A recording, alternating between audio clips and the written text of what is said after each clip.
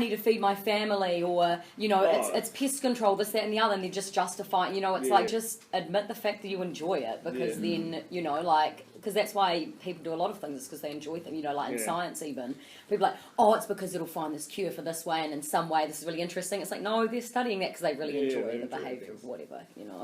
Actually, are we allowed to ask questions? Or actually, that's good. Maybe it's too early to bring it up. Maybe we say it. That was my next feeling, was like, if you had a question that you wanted to ask, like a question like... Because I'm curious, because as I say, like, I still, I mean, I don't, as I say, I don't find it like, for example, I don't duck shoot anymore. I went duck shooting once, and I hated it because you might not, if you know any duck shooters, ducks pretty much never die when you shoot. Yeah. Oh my god, because I went out the other day to do some protesting against duck shooting. Oh, you protesters? It was so bad, man. So I watched a video of there's a TV show, a duck hunting TV show, and it's like, oh my goodness. Oh, you need to watch the DVDs. Terrible. Guys with those videos are such from the ears as well. Because just like the ones they play in hunting, just like the DVDs, like the Americans and stuff. Because when I was out there, I mean, it was really sad. I was seeing like dogs go out, and like a tiny pellet would get the duck and it would fly down. It's flapping in the water, and the dog would go out and maul the duck, and it was just like, there's nothing you can do because it's illegal to go in there and interfere with it. And then they'll say that you can't actually go out and protest against duck hunting. So all we pretty much could do is try and wave flags and make the ducks fly the opposite direction. But even then, sometimes that makes it easier for the duck. How big are the flags? Huge flags? Oh no, just like pretty much fluorescent jackets and shit. And big whistles and shit. Turn up and play drum and bass to try to scare the duck. Have just like a giant rave. Yeah, scares everyone away. But yeah, so like, because that is pretty like, you normally have to break their neck, and so I'm like, I mean, I wouldn't go out and wave flags or anything, but some people are fine with that, and that's cool. And I'm not going to say that people that do duck shoot are terrible people, but I just personally found it hard. Some people, if they want to do it. Yeah. But, so where that leads me on to, though, a bit of a tangent, but I'm curious as to where you draw the line. So for me, I drew the line at like hunting deer or tahr and stuff, like where it's a rifle, or maybe even a pig with a knife, like things that are quick, whereas I find the duck falling out of the sky when it's got its wings peppered isn't exactly fast. Oh, for sure, yeah. That's cool. Because the other thing I'm curious about is even when it comes to like, I think you might have hinted at it, but medical. Like as vegans, how do you... Well, I think, man, I'm forgetting the statistics. It's like 80% of animal experimentation in New Zealand is agricultural, and like 10% of it is medical. So if we, waste. Yeah, so much of it is wasted. Well, and it's I like, think my so again, so 80%. I think, don't quote me on this. I can go and get the statistics. No, right. It's like 10% or less. I'm pretty sure is medical, and then like agricultural and cosmetic as well. Like people wanting to put. Shampoo in bunny's eyes and shit. Yeah. Yes. I think my take on it, because I'm a master's animal behaviour student type thing, so I've sort of been in science for like the last 6 years, and I think that it was necessary to test on animals, like decades ago, and that we have got. I'm not going to not admit that we haven't progressed in science because of animal testing, like we definitely have. Yeah. I think it was necessary, but now we have technology that is so much more advanced than using an animal model, and I think it's no longer necessary to do testing. Do you think, what about like, if you've got stuff, because like I do a PhD in bioengineering, and we'll use animals, like, and again, I'm not saying this is a good thing, I think it's kind of sad, like for example, the pigs we use, because pigs have got very, very similar cardiovascular systems to people, so they get used a lot, as do dogs actually, but so they get used a lot, and the end result is the pig ends up essentially in a big wheelie bin skip, like you can't eat it, you can't do anything with it. Yeah. I think so much of it though, like, did you hear, I think last year, they did this blood spatter experiment on pigs where they shot pigs in the head. Yes. And then viewed the blood spatter, and I wrote a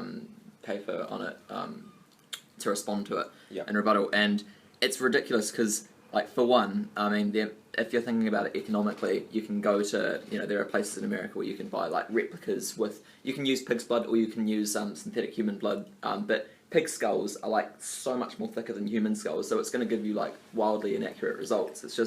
It's not even good science. It's why would you need pig splatter? Yeah, I know, and I mean it's not like there's not already data on human blood spatter patterns anyway. But if they did need it, then there are really specific non-violent ways. Like a lot of other stuff. No, I think like what we can do now, especially when it comes to like allergy testing and like drug safety and things like that, we don't need to use animals. We can use organ chips, and so it's like, have you heard of them?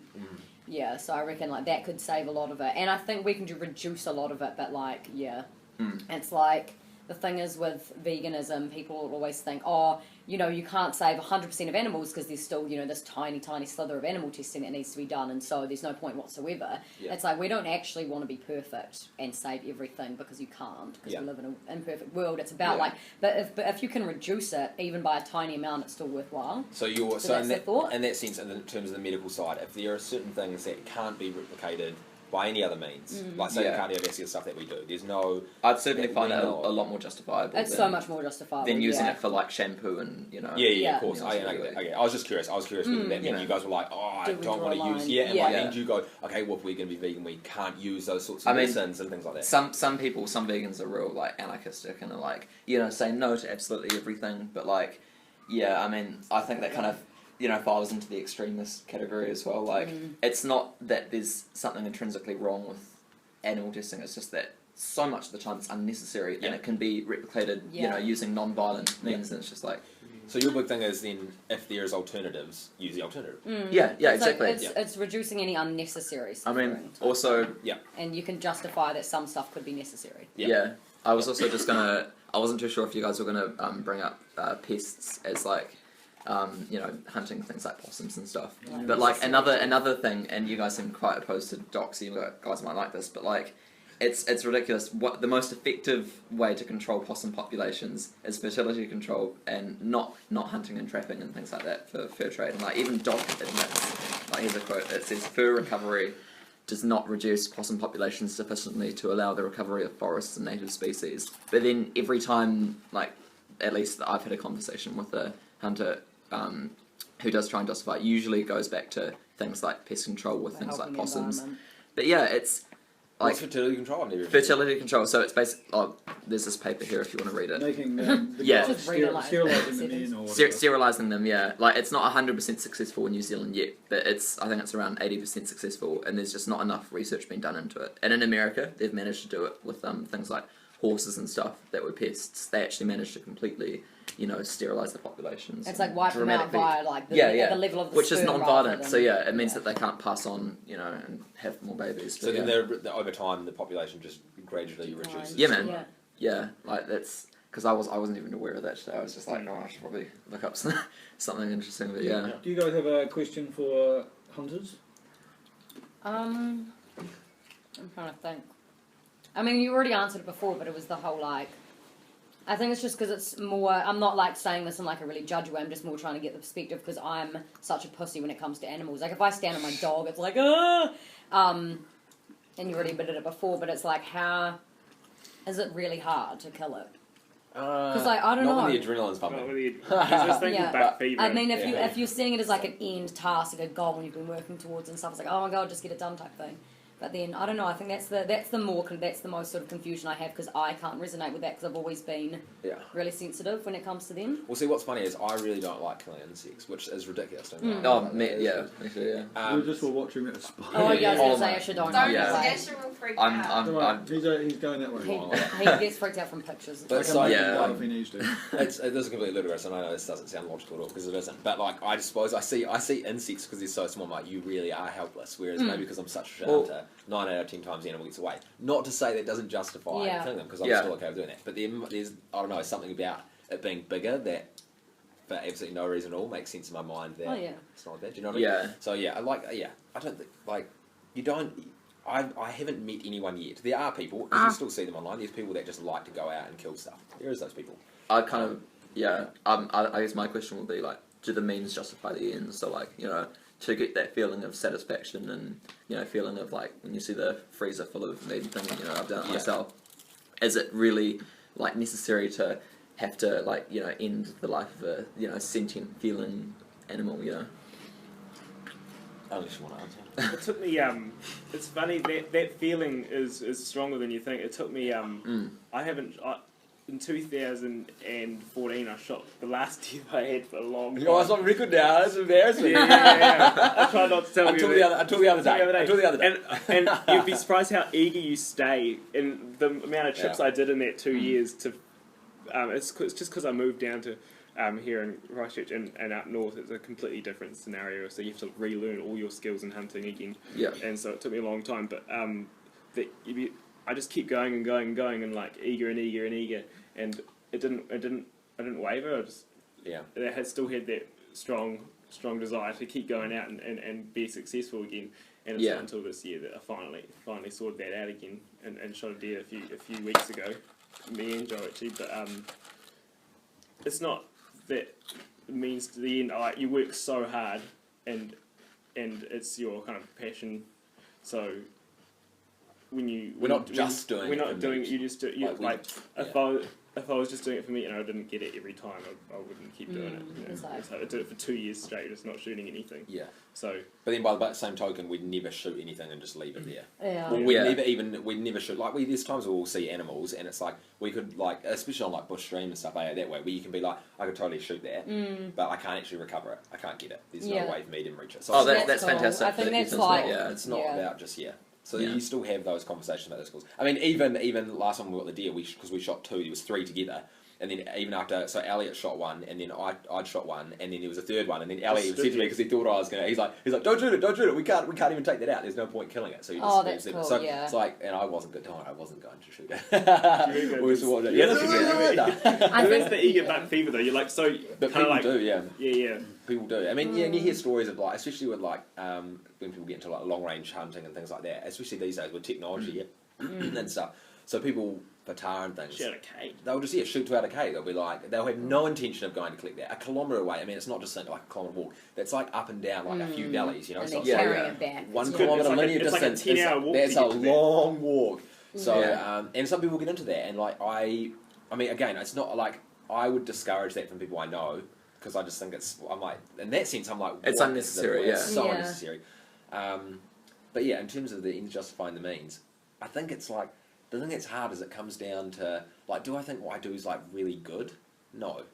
But at the same time, do I think it's, like, really bad? I don't think I think it's really bad. I think it is a bit rough. I can see, like, we have a rifle and we have binoculars. You know, like, we have a distinct advantage. And do I think it's necessary? No, not at all. I agree with you. Yeah. You eat vegetarian for like 4 or 5 years.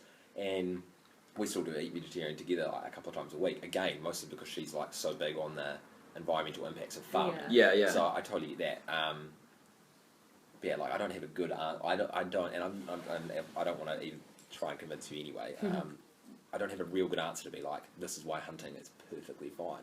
I think a lot of it is it comes down to, I don't want to put words in your mouth either, but I think a lot of it comes down to, it's like the fact that you do enjoy it, and then when you never really are confronted with these ideas. That's why, when you talk to people a lot, like, why they eat meat and stuff, they first justify, because we need the protein and stuff, and then you go, well, you can get it from otherwise. And when you really, really, really finally get down to it, often the answer is enjoyment, and I enjoy it and stuff, and pleasure. And you guys have already said that, you enjoy like the nature and stuff around it. But I think that could almost be the means to justify the end. And, that's fine if you're sort of willing to admit that and stuff, but then it sort of comes down to people just try to find other reasons, and it's like, that doesn't really make sense. The enjoyment's not pulling the trigger. No, hell no. I enjoy shooting, and if I can get plenty, I like target shooting, I reload ammo, and I enjoy going to the range and shooting targets or watermelons or whatever, just to see explosions and things like that. But pulling the trigger is definitely like, that's the relief moment of we did it. Yeah. But you still get just as much of a high from, like, we'll have days where we'll do huge climbs, or we'll have days where we'll have done like 9 or 10 hours in the hill and stuff, and you can still come out and you can go, like, you can feel like you've accomplished something. I guess it's kind of, does it feel a bit better to actually have something physical that you're carrying with you and think, right. This is the... Sometimes it feels too heavy. But you see you're dreaming of, like, replicas that can be made, eh? You have to carry sacks of lead out. I don't know, I we can plant some seeds, some pumpkins or something, and you guys can go up and you guys can carry them out in 10 years' time. You get that feeling. Have you ever, like, shot an animal and it's still alive when you get... with the duck shooting. Get there. Yeah. I've had with your deer. No, this one time I've looked back on it so badly. I shot this animal and I thought I killed it straight away, and then it had run down and it was still alive. It was just that it shot the leg, so I was like, Anyway, eventually, like, we shot it and killed it, but I just used my friend's rifle But it was like a super big learning curve on like definitely having all your equipment And was ready to go. Was that moment of killing it a moment of adrenaline rush? No, that was terrible. I was so guilty, and like I'll always look back on that. And every hunter I ever talked to, they're like 50 and shot so many deer. They're like, oh, I always remember every time I've shot cocked it up. Yeah, and that's kind of nice to break down that wall of like, oh, you know, because I just enjoy seeing the animal in pain. You know, Yeah. No, hell no. No, I mean, feel so bad. I felt Okay. so bad. Like, I don't get a real gut wrenching feeling. I can still remember vividly, even with the. Oh, so sorry, with the deer one, rather than the duck shooting. Is it okay if I do the one duck shooting example? I got a deer one as well, but like this was probably like the kind of the saddest moment I'd had hunting was when we were duck shooting up near Waiouru. Yeah. And this is the first and only time I did it. This is how much it had put me off, but. And one of the ducks we'd shot because you grab my neck, and I was probably only like 16 or something. And so you swing them around the neck, break the neck, and then you just put them into a pile, which is horrific, isn't it? It's like a mass grave. But you put them into your pile with the ducks. And I just remember we were sitting in the mai in between ducks flying over, and I just noticed something out the corner of my eye. And this was probably like 10 minutes or so after we'd shot the last round of ducks. And I turned around, and one of the ducks was sitting in the pile with his neck crooked, trying to look around and trying to move out the pile. And I was like, fuck me. I was like, how long is that duck? I'm like, what? Like at best, you only fell out of the sky 10 minutes ago. At worst, you could have been like that for the last half an hour, last 2 hours. Yeah. And I was like, shit, man, that's rough. That's so bad. So but I mean, even with deer, like I remember the first deer I shot. It went down after the first hit, but then it took another. We were shooting just a small caliber. We were out shooting wallabies, so we didn't actually have a big deer gun rifle with me.